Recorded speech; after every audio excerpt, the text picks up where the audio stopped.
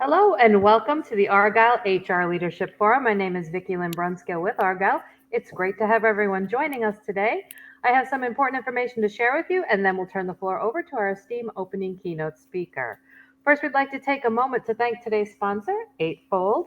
Our sponsors are committed to providing you with valuable content and a great overall experience. And at any time during today's event, you can visit their virtual booth from the main agenda page, and that does include complimentary materials, information, and meet and greet opportunities.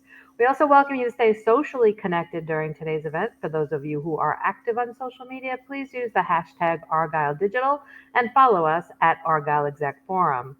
And I'd like to just take a moment to touch on our content neutrality policy, which we've curated based on the feedback we received over the years from our members. We've worked closely with our speaking faculty today to ensure that you receive a set of balanced and neutral viewpoints during all the sessions, and we appreciate our members' support of this policy. And finally, and most importantly, we want to hear from you. So during each session, we encourage you to submit your questions and comments in the Q&A box on your screen. Following each presentation, we have set aside time for our speakers to weigh in on those questions. Thank you again for joining us today, and now let's get started. Without further ado, I would like to introduce Jeffrey Dubisky, Global TA Lead, CW Workforce Strategy at Intuitive Surgical. We are so excited to have Jeff with us for his opening keynote presentation titled Extended Workforce Management, Compliance, Pay, Benefits. Welcome, Jeff. Over to you. Thanks so much. Really appreciate the invitation to be here, and good morning to everyone online. So I've had the pleasure over the past 30 years to work inside of workforce planning, talent acquisition, and more specifically inside the contingent workforce. And it's been an interesting ride for those 30 years. We've come into such an interesting time within the past 10 years, never mind 5, when it comes to the definition of our contingent workforce, or as now we've been talking about extended workforce, and how do we actually compile the data, leverage technology to drive business decisions, and more importantly, so much compliance that's coming around this particular piece of our workforce. So for today, we thought we'd spend our time initially talking about the 5 sort of critical areas that were listed for us to discuss. And then I'm going to take you on a little bit of a journey that we've undergone to allow us to drive through data enabled by technology, very specific ways to understand our workforce, to comply with areas of pay and benefits that are impacting the extension of that, and a myriad of other things that obviously within the HR community allow us to help drive the business forward. So first and foremost, a lot of times the contingent workforce still remains a hot potato inside the organization. Is it something that the indirect procurement team should be handling? Is it the HR team to handle it? Is it not handled at all and kind of the Wild West? Fundamentally, what tends to work incredibly well is, number one, starting with a procurement-led organization, then moving it completely into HR, because it is people, it is liability, and it is your workforce. And so we're going to talk a lot about a cross-functional stakeholder engagement, which will fundamentally change the nature of how we source this type of talent. And also, as you'll see in this journey, how do we get people's fingerprints on this so that fundamentally we're driving a consensus about how we engage and manage and utilize external labor. Secondarily, data everywhere. And as we know now, as global arena of GDPR, different areas of data privacy within the US and globally, we have some potholes to navigate, specifically around how do we harmonize, aggregate, and then democratize that data while being very careful and compliant. Also, the criticality of a flexible workforce. Obviously, temps in the days of old were bookends. It was localized seasonal surge and sort of just-in-time labor. And on the other end, we used to have individuals that were the early giggers, the folks that were traveling. To date myself a little bit, one of the big replatformings that was going on in technology in the early 90s were people that had AutoCAD expertise to move design drafting off the boards and onto the computer screen, and on-premise installation of software. Obviously, we've come a long way since then, but it still remains true, that search of talent that will allow us to get long-term and even short-term projects up and running. And I think, quite honestly, as we look at an elastic model of workforce, we fundamentally want to ensure that we can ramp up for things and then ramp them down without a riff right within our actual employed workforce. As we come down to the last two, technology, is it an enabler or a hindrance? A lot of times, many of the pieces of technology that we put in are trying to do three fundamental things: forced workflow, compliance toll gates, and data. But it takes a lot of the user experience, especially between talent, out of the overall environment. And so we really want to take a look at how do we enable certain aspects at speed and scale, while also keeping some of the actual person-to-person relationships involved. The perennial fight around what is a source of truth versus a source of record, and how do we interact with those. And then lastly, compliance. A changing legislative agenda, not only in the US, but globally, keeps us on our toes. The days of old, and this presentation does not allude to nor take into consideration the Microsoft case of old. Things have progressed so far past that, and yet I do find some companies struggling with that benchmark case. And then also taking a look at how do we comply early on in the shifts by, again, having technology and data available to us. So I'm going to take you a little bit on the walk of our journey. One of the things that I've run into in all of these years that I've been doing this, in well over 100 programs where I was either a service provider, a consultant, or now a practitioner, is how many contingent workers do you have? And it really comes down to the definition of what you have in scope in regards to a contingent worker. But what we've begun to do is widen that lens to say all non-employees that either have a badge for physical access, excuse me, or digital credentials to get inside our ecosystem. And the benchmark for that is, once you think you know everybody you have and you open that definition, you will wind up with between 3 to 5 times of that actual number. Pardon me. And once we open that definition, then the hard work begins to understand who are they, what are they doing, where are they doing it, why are they doing it, how long have they been here, how long will they be here, and how much is this really costing us? And so the thought here is, can we get our arms around the workforce in totality that allows us to bring our goods and services to market? So why does this really matter? Well, again, as I alluded to, once a program is stood up to manage your contingent or extended workforce, it really is human capital. It's liability, it's planning, it's capacity, it's cost. And so we started by designing a global taxonomy that codified 5 very specific engagement types. We gave it a name. We gave the AKAs because it is different globally.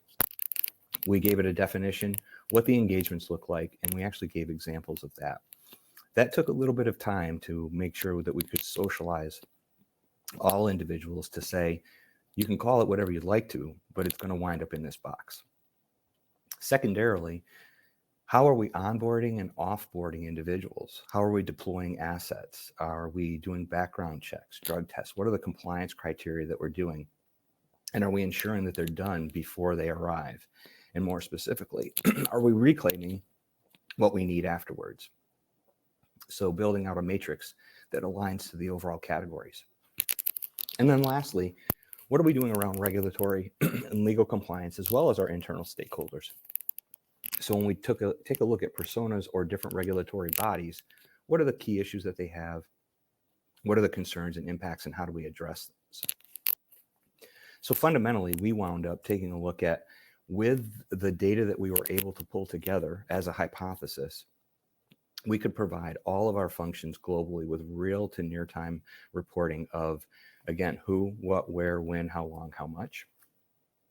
We were able to begin to provide our physical security force with the assurance that people were cleared to actually receive a badge and reclaim that badge once they were offboarded. A curveball we were thrown was our global trade compliance group, ensuring that we were looking at individuals that might be through sanctioned countries, specifically because of IP protection that we had to guard against. Our space planning, people love this. We've been in a growth mode even as a 27-year-old company, and space is at a premium. So now knowing how many people are inbound, do they need space? How long will they need space? Has become a very specific piece. Workforce planning, asset deployment, budgeting, all of those things now with good data are allowing us to make good business decisions. Of course, in the US and globally, we've got evolving pay transparency and equity things to ensure we comply against. For those of you that are operating in California, you're coming up on your third annual submission of California pay transparency data, which has to include contingent workers and consultants. Also, New Jersey, in line with looking at equity and benefits administration. For those of you in construction and trades, Massachusetts prevailing wage, which has been around for a long time. How do you ensure that you're in compliance? And these were areas that we tackled specifically with that, as well as guaranteed time off and protected time, again, here in California and others. I will simply say that if you operate and can operate and be compliant in California, you can pretty much do it anywhere in the United States and be well underway for obviously working worldwide. But the goal was to create a common data set across all sources of records into one single source of truth. And the neat thing here is we define ourselves as not looking for a land grab of what we control, but enabling individuals and functions to do what they needed to do by taking work off of their plates and specifically gaining access to what they needed to make decisions. My apologies. So what do you need to do to get to where we're at today? So early collaboration is key. One of the things that we needed to start with was taking a look at where was all the data that housed specifically where all these extended workers were. And we took a look globally and had a myriad of systems that housed fragments of data, but no specific full sort of dossier on an individual, with the exception of our SAP Fieldglass VMS system, which is geared 100% for resource tracking and contingent workforce management. But we only had a portion. Again, we were in that 3 to 5x once we defined non-employees.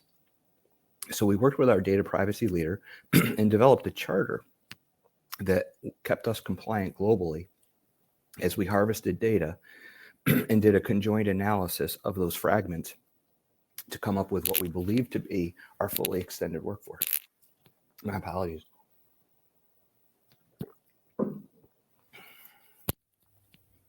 What wound up happening after we got our charter underway was to ensure that we actually gained a full buy-in as to our goal of one single source of truth and one entry and exit point was to include every business function globally. Our team was just over 44 people. It included every function possible, and it allowed us to take a look at what data did they have, what data did they need, what was the reason behind it, and align that to the actual data privacy charter, and begin to understand not only what sort of compliance toll gates were required to gain access, but also what did we need to manage? What did finance need to know around run rates of cost? Again, what did facilities and planning need to understand in regards to space planning? And one of the things that has come out as a tremendous build here too is, for those of you on your diversity efforts, we consume a lot of our contractors. We convert them to employees. We were doing census anonymized data to understand the diversity composition of our extended workforce, and it helped to align with our overall goals of representing the communities where we work, live, and play. So the biggest influence here as we went to sort of these data and systems owners was what was in it for them. Again, we were trying to reduce their work, trying to harmonize the work, and make the data far more usable, not only to them, but the consumers of their particular areas. So one of the interesting things that, again, we wanted to tackle was the data. And as I mentioned to you, we set up a data charter. We knew all the systems that we had to scrape data from. And so we set up fundamentally a clean room where our data team pulled all of these fragments of data together, did a conjoined analysis, did some duplication check, and came up with some hypothesis of the overall totality of our extended workforce that had badge or digital access. Now, what was interesting there, however, is the amount of time it took to aggregate, to analyze, and to deliver to us within roughly 2 weeks or so, it was obviously dated and it wasn't correct. So we needed to remedy that, and we also needed to figure out a way to reduce the amount of time on our data team. So then we took a look at how do we make that much better. Now, I hope this doesn't fall flat with everybody. I know there's such a big buzz about generative AI and all the AI tools that are out there. But we used a very basic piece of intelligent automation, which is RPA. And I think RPA is overlooked dramatically in how we can get immediate lift, tremendous ROI. We happen to be an Automation Anywhere shop. We worked with our RPA team to basically take and translate everything that our data warehouse team was doing and built a digital global monitoring bot. It's our digital assistant. The bot has saved us over 6 weeks of data analytics labor. And again, what used to take a couple of weeks to deliver a quarterly rear view, now we actually get once a week a report that shows me our total active population of people with badge or digital access, those that have had their full screening complete, those that are pending, those that have failed. And the big number that we are watching, right, because that has started to come down, is non-compliance. And the non-compliance obviously shows you that where the leak in the boat is, because if we're truly ensuring one entry and one exit point, non-compliance, quite honestly, should go to zero in theory, and obviously where we'd like to be able to drive to. So what does really all of that mean for everyone here? And I hope there's some practical examples here, obviously, of how you could literally leave this particular presentation and start on a journey to go forward. Well, there's a couple of key takeaways here, and I'd like to obviously also give you an idea of timeline. So we started from scratch. We had no playbook. We had no one that presented to us about how this was done. So this literally took us almost 18 months to stand up. At roughly the 12-month mark, we ran this over our current VMS system, which again is our source of truth now, and found that we were almost 100% compliant with our new program and profile. But again, it's the best data that we had, but only represented about 1/3 of the total population. And it still took an additional 6 months to understand how we would roll this out globally. The framework I've just given to you should drive you to an ability to stand up a straw model and begin to test and pilot within 6 months. So a lot of lessons learned tried to condense right here into this particular presentation. So what were some of the key lessons learned that we had with this? Well, number one, beta testing of the bot really highlighted blind spots. The blind spots, whether it was duplicative data that required a lot of cleanup, fragments of data, areas of non-compliance, quite honestly, and taking a look at how we would do retroactive screening, badges that were still active, yet people were no longer on site, and so we could decommission those.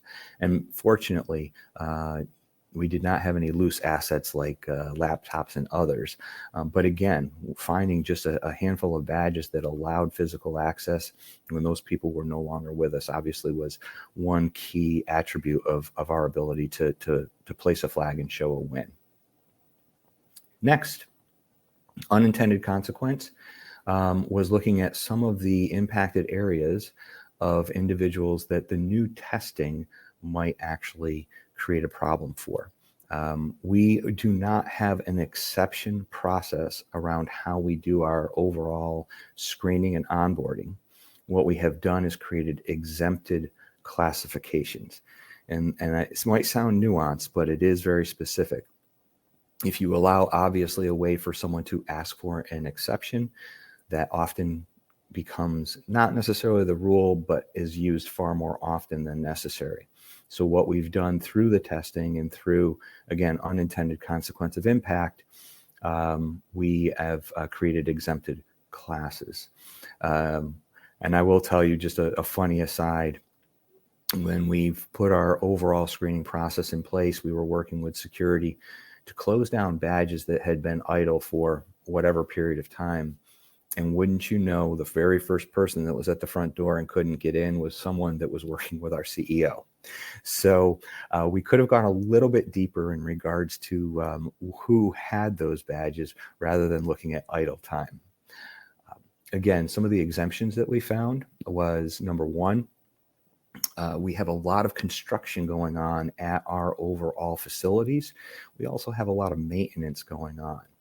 Within trades, there are people that, and again, this isn't a white collar, blue collar issue.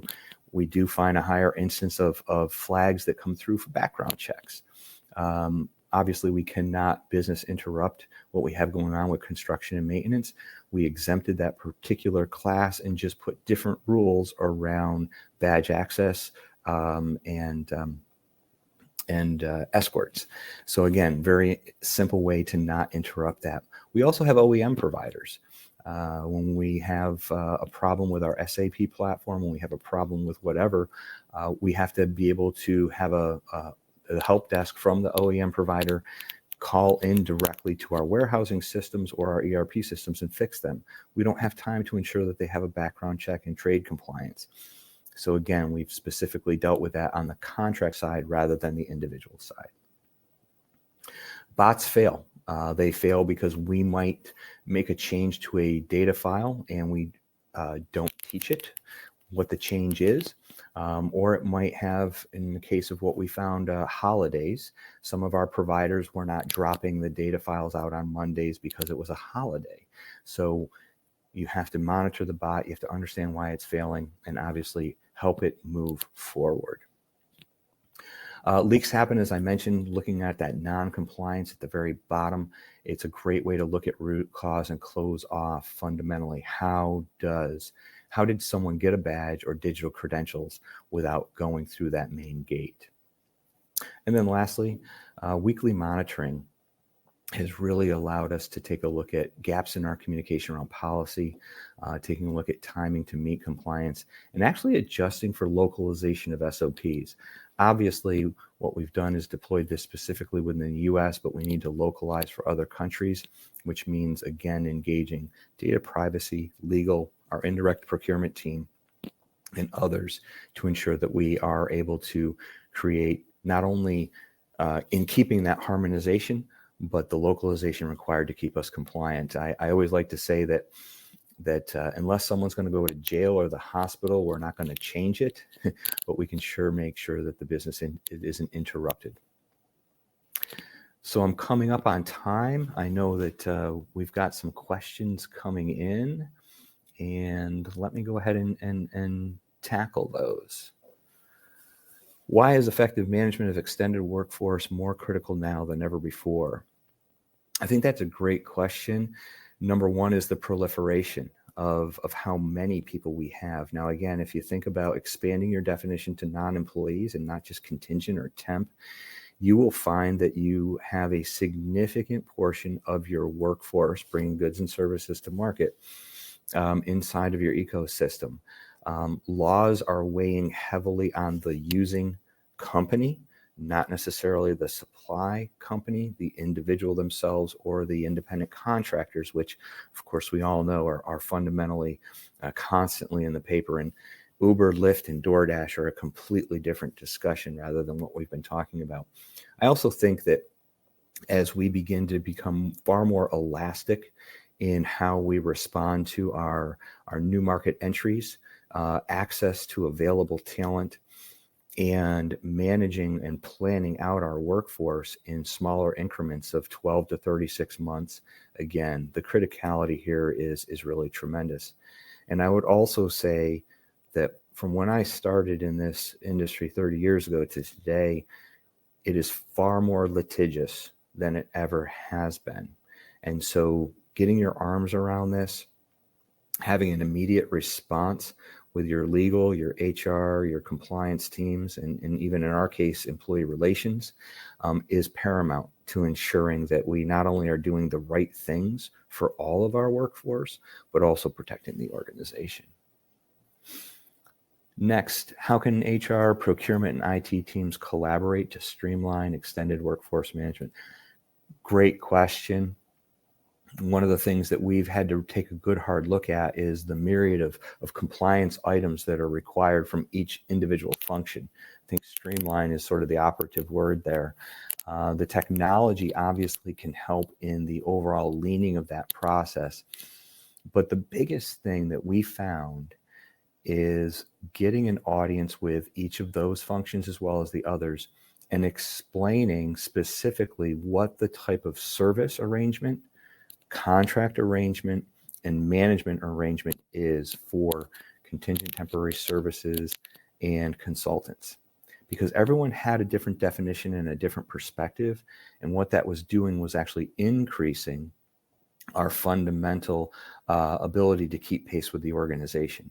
So the discussions and the alignment on what is the actual thing that we're talking about and how do we minimize speed to placement, speed to data, while keeping ourselves compliant was paramount. So lots of meetings, but really good meetings to talk about each other's needs and fundamentally asking bringing the consultant out, why. Ask why 5 times.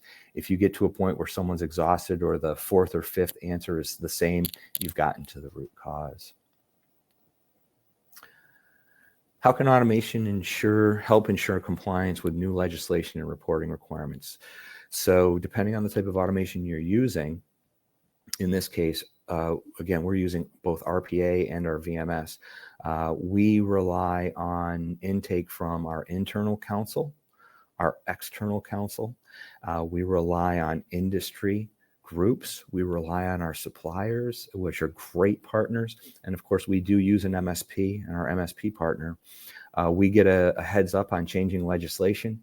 We try to define very early on, what does that mean to change not only within the VMS system, but how would we have to retrain the bot and be ready for a launch point. So pre-planning, make sure that you're at least on a quarterly call for what's on the horizon and prepare for that, because these changes are not as simple as I would like to think they are. Not a lot of user serviceable parts in there. It does take our partners to help us reconfigure, to test, and then deploy. How can organizations overcome challenges in integrating workforce data to multiple systems? So another great question. The goal here is to understand what is the absolute bare necessity of data in your boundary systems and what is the source of truth. Once you get there, then we can talk about, is that something as simple as an FTP drop of a file that gets ingested, or is an API necessary? And if it's necessary, at what speed and frequency does that have to go?